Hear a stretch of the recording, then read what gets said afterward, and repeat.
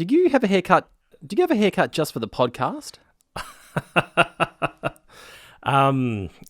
I did have a haircut that happened to coincide with the filming of the podcast. Yes, that is correct. And your Did beard? I do it because of the podcast? Well, Your beard looks also neatly trimmed. What's going on there? it is a little bit. Yeah. Okay. Yes. And I have had a shower, if you're wondering. Shower.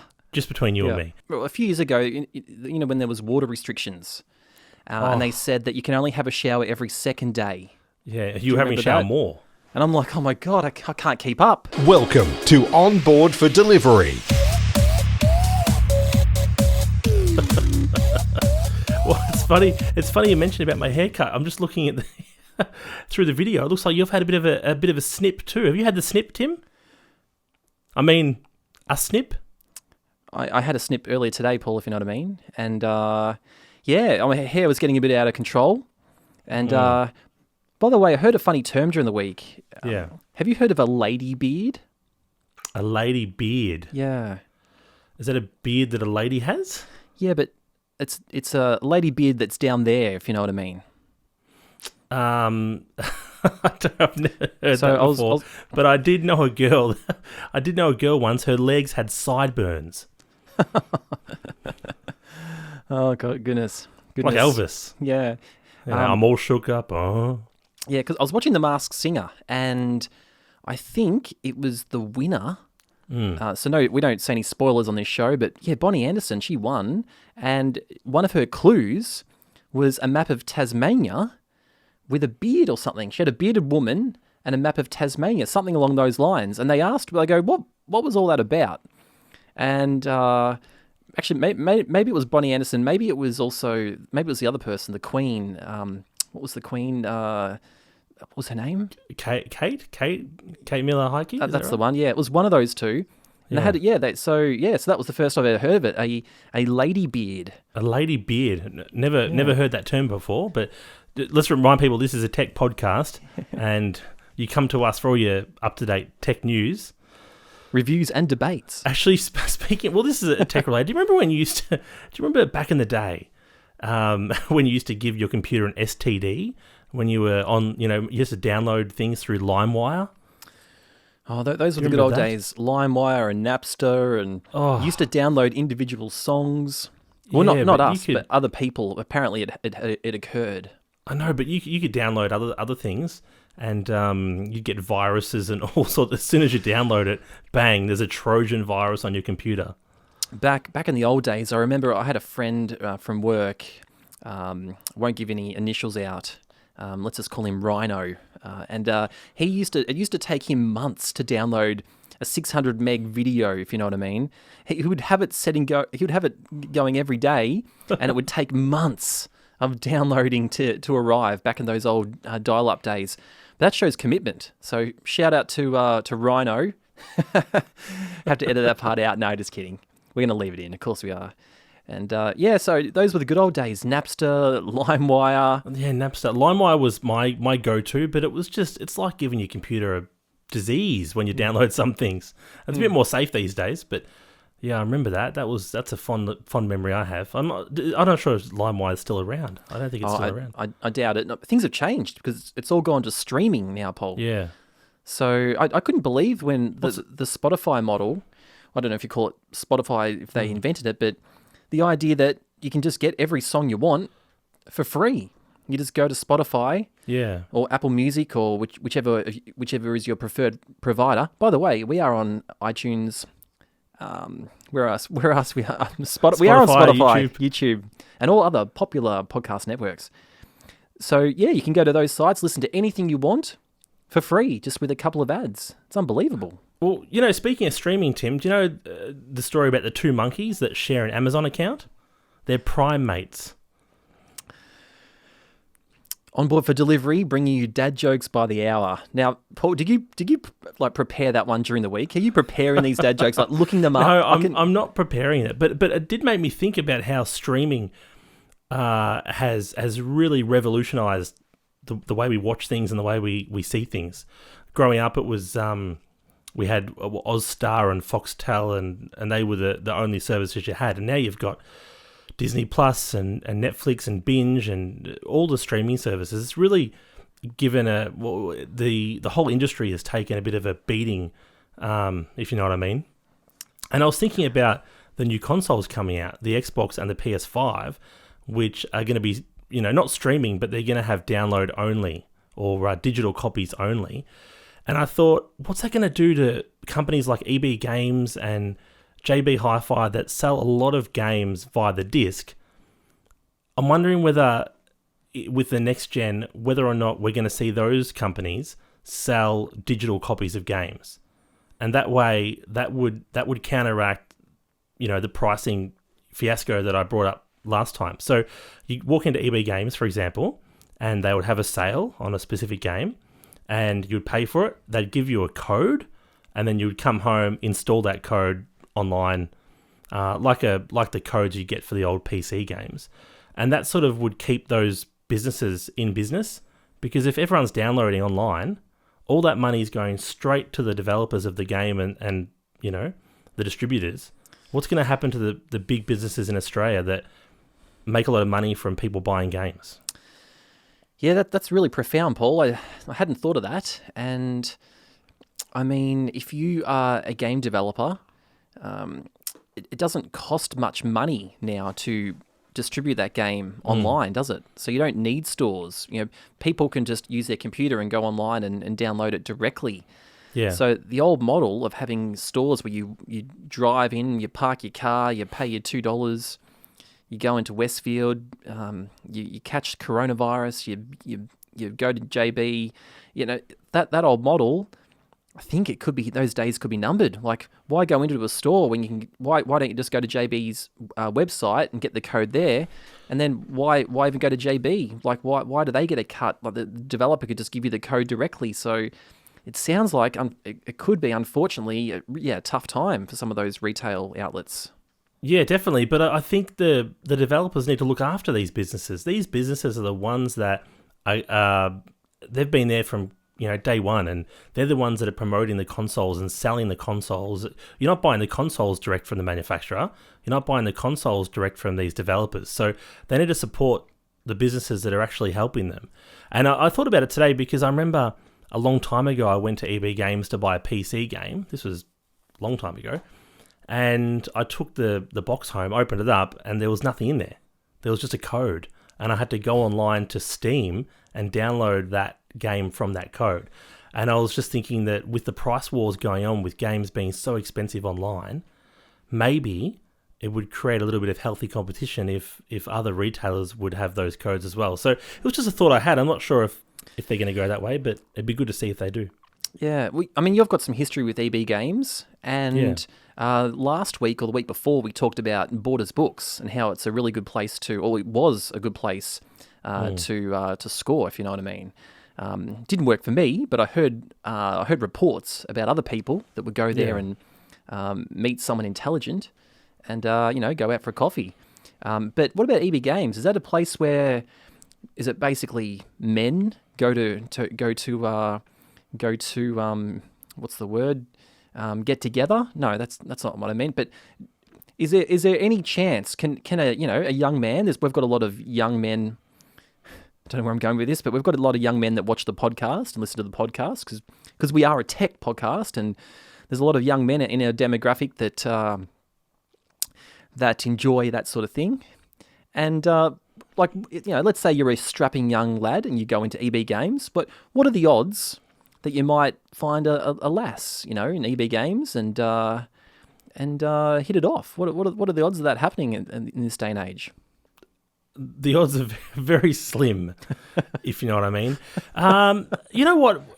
I would say about 10 or so years ago, the odds of meeting someone in there would be very low. But nowadays, I mean, a lot of women shop at EB Games. A lot of women work at EB Games, actually. Back about 10 years ago, you wouldn't find a girl in there. And now some stores only hire or only have girls working for them. So the chance of it would be maybe about 40%. of finding someone, maybe 10% of being successful, and if it was you, maybe less than 2%. I was going to say, though, well, so you're saying there's a chance. There's a chance, Tim, but with that haircut, I don't know. I don't know about that. That's very interesting, Paul. I was going to say something about that. I mean, maybe we could consult the Oracle Phil and see what he thinks about it on the next episode, because he would know more about that sort of topic than I would imagine. Phil knows everything. He knows everything about computers. If you've got a question about computers, like, so Phil, so for those that don't know who Phil is, he is more than a man. He's a symbol. He's like Maris from Maris from Frasier. Yeah. You never see him, but he's there and he knows what he's doing. He's a vigilante. He's like the He's a what? Stig. A vigilante. He's like the Stig. Sorry, I thought you said something else. Yeah. So some say he knows everything about computers. I call him Mr. Miyagi. Yeah. So Sensei. So Phil. So speaking of Phil, so Phil has been helping both of us during the week because Paul's been having, let's face it, atrocious speeds in Flight Sim. Even though Paul, you have got the top of the range 2080 NVIDIA video card that, according to all the benchmarks, is just at the top of the game and has the fastest frame rates. And yours, how many frame rates are you getting when you're on the tarmac, just sitting there, not even moving in a plane? How many frame rates? Like, the average is like 60, 50, 40, 30 if you've got a slower machine, but you've got a great video card. What are your frame rates? I was getting, at one point, I peaked at about 5. That's about it. It does improve if I'm flying 50,000 feet above the ground and I can't see the ground very well, then yeah, I do get about 40 frames. But they did release a patch for it today, so I'm hoping that it fixes some of my problems. Mm-hmm. But speaking of games, Tim, I'm just curious what sort of games you can play on your computer. Well, I've got a Mac, so I can't really play any games on my Mac because it's not really designed for games. But the Mac is designed for, the discerning type. Discerning type, is that the word? But it's designed for, the intelligent people. The person that looks good in a suit, the person that shines their shoes. So, yeah, a more sophisticated demographic. Well, that's interesting, because I was talking to the Oracle this week, and he told me that you were looking at buying a new Mac or something, and you're going to retire the one you've got now. What Mac were you looking at buying? I'm not buying a Mac, Paul. I'm unfortunately, my current Mac is 8 years old, and let's be honest, it has sucked the life out of me. And it has, so in terms of games, that is, like, it's great for productivity. It's great for surfing the web.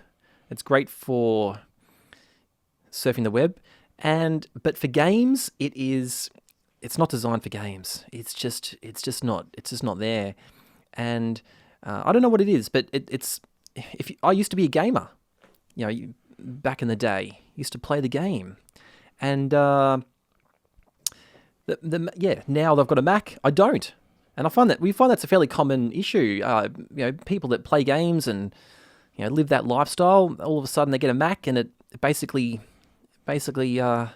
snips them at the balls, if you know what I mean. So I'm looking at getting a PC and getting back into, maybe back into some casual gaming, if you know what I mean.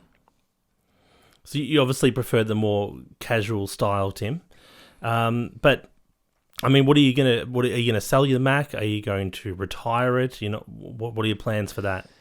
I'm not sure yet. Like, it still does a decent job. It's a 27-inch iMac from 2012. It still works really well. I'm deciding between either giving it to my daughter, who's just going to use it for games. Yeah, but it doesn't play games though. That's true. Or the game she plays, it would probably work on.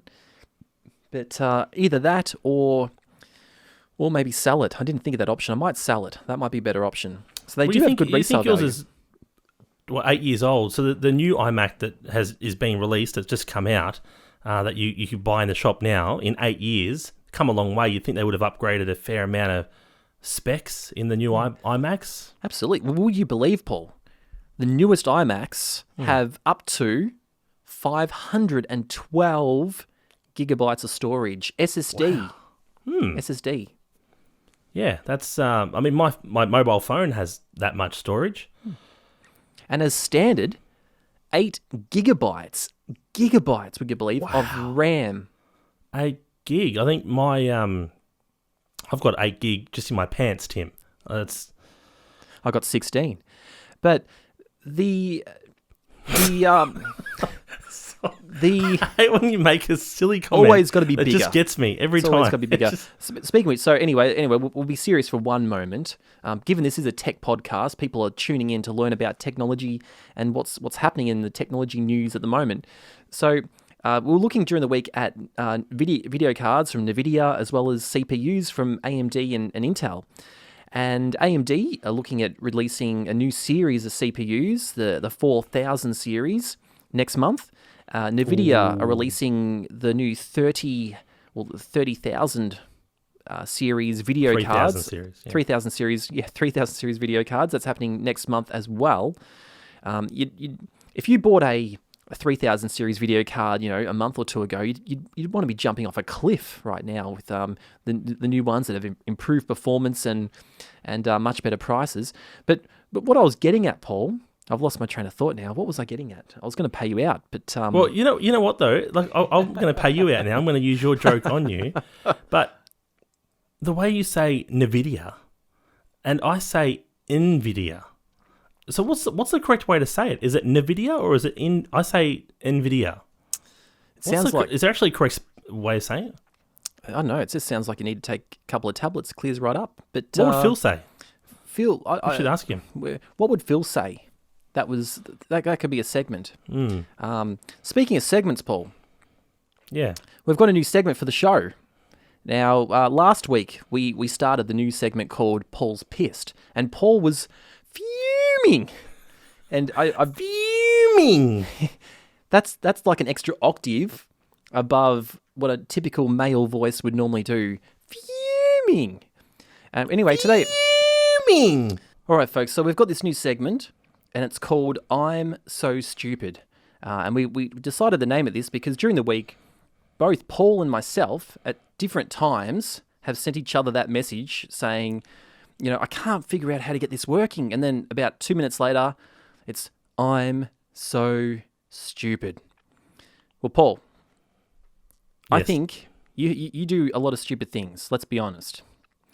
But I think today I did something, I had a revelation, and I have never felt so stupid in my life, okay? Did So you I'll finally set- figure out that underwear goes under your pants?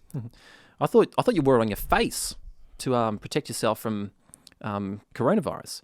Anyway, so about 7 years ago, built this home, and at the time I thought, okay, building a home, I'm going to build a theatre room because I love home theatre, bit of a home theatre geek, and I spent 10 months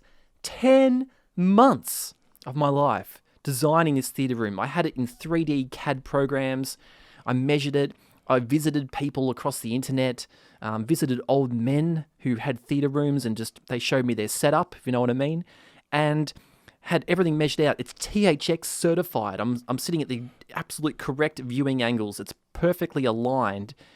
I had a sound system that was bespokely produced by one man in Adelaide, and he sent it across the border. So I put so much effort into this theatre room. Now, one of the things I wanted it in the theatre room was a ring of LED strip lighting around the roof. So you can have like blue lighting or red lighting, or have it flash or strobe or anything like that. And so I had all that set up. It cost a fortune to get all this set up in the ceiling. And anyway, when we built the house, it worked for about 2 months. Maybe a month or two, it worked. And since then, it just stopped working. You flick the switch, it flicks on for a second, and then stops working. And I'm thinking, man, I must have bought this from China's or something, and it's just not working. And I thought, well, next time I get an electrician out, I'll get them to have a look, and hopefully they can fix it. Like, I don't know how much it's going to cost, but so anyway, I lived with this for 7 years. Okay. I haven't needed an electrician. And then recently today I had an electrician come out because one of my light bulbs in a totally different room had an issue and it's under insurance and blah, blah, blah. It was water leakage and all that sort of stuff, if you know what I mean. And so the electrician came out, he did his job, and I said, oh, by the way, if you've got a second, can you just check out this strip lighting? Because I haven't been able to get it working. It stopped working about 7 years ago. I don't know if there's like a loose wire or just something's gone wrong, a transformer or something. So we walk into the room, I flicked the switch, it flicked on for a second, and then he goes, have you got the remote? And I'm like, oh yeah, I've got the remote, but the battery's probably flat. So I picked it up, pressed the on button. Huh. I'm like, I've been waiting 7 years. I've gone without this for 7 years. I've been showing off my theatre room to every single guest, every kid, this is pre-COVID, every friend, every family member. I've been showing my theatre room, and the most exciting part of the room, the strip lighting, I've always had to say it's not working, but it's amazing. It looks blue and red and everything. And I just picked up the remote, pressed the on button, and it worked. It was turned on. The remote was still working even with the same battery after 7 years. 7 years! Paul, I'd never felt so stupid. And then the guy, he was great about it. He's like, oh yeah, no, people have that problem all the time. Yeah, it's usually the remotes. And I'm like, he was trying to make me feel good, but I'm just He's trying to make you feel better. I was just like, oh my God, I can't believe it took 7 years and I just didn't turn the on switch. By the way, we are the experts in technology, news, reviews, debates. We're also on Spotify, YouTube, and all other popular podcast networks. We are on board for delivery. You know, my the main light that I'm using in this room does the same thing. When you turn it on, it flicks on, then it flicks off, and then you got to switch it on. So as you're telling that story, I was thinking about this, and I was just thinking that you are the tech expert, as we say.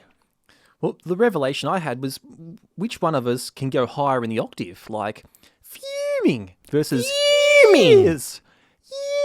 Fuming. We could just about hit that high note in Les Mis, Paul, the 24601. 24601. Yeah, no, I can't. Fuming. I can't go that high. I'm much more low. Yep. If you know what I mean. All right, so let's get back into some more serious talk, Paul. So during the week, technology related, what have you been working on with your camera and lighting or audio? What's been going on this week for you? Well, I did actually, I mean, the main thing, not much to be honest. This week's been pretty hectic. I've been very busy, but I did get some dual handles for my gimbal just to give it a bit more, purchase, if you know what I mean. So I'm looking forward to using that over the weekend because it just, if you haven't used a gimbal before, one-handed, it's just not, you just need two hands, you know what I mean? You just need to have two hands grasped on it at all times. So I'm looking forward to trying that. But yeah, tech this week hasn't been as, I haven't had as much time as I would normally have. But, I've got the next few days off and I'm going to get out there with the camera and have a bit of fun. So looking forward to it. I was going to say, Paul, when it comes to gimbals, it's always better when somebody else has their hands on your gimbal rather than yourself. It's always a better experience, I find. And especially with me, it's always got to be two hands. Otherwise, it doesn't work, if you know what I mean. Yep, get a better grip. Awesome. No, it sounds great, Paul. No, fantastic. Well, thanks for asking. So yeah, for me, this week, I have been, I tested out a new lens. I bought a new lens today. I bought the Laura 9mm f2.8 APS-C lens for my Sony A6400.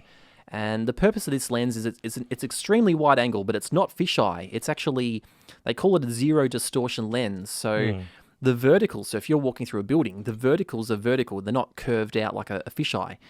And it's great for real estate or great for landscapes. So it's a 9mm on an APS-C, which is a 1.5mm crop, if you know what I mean. And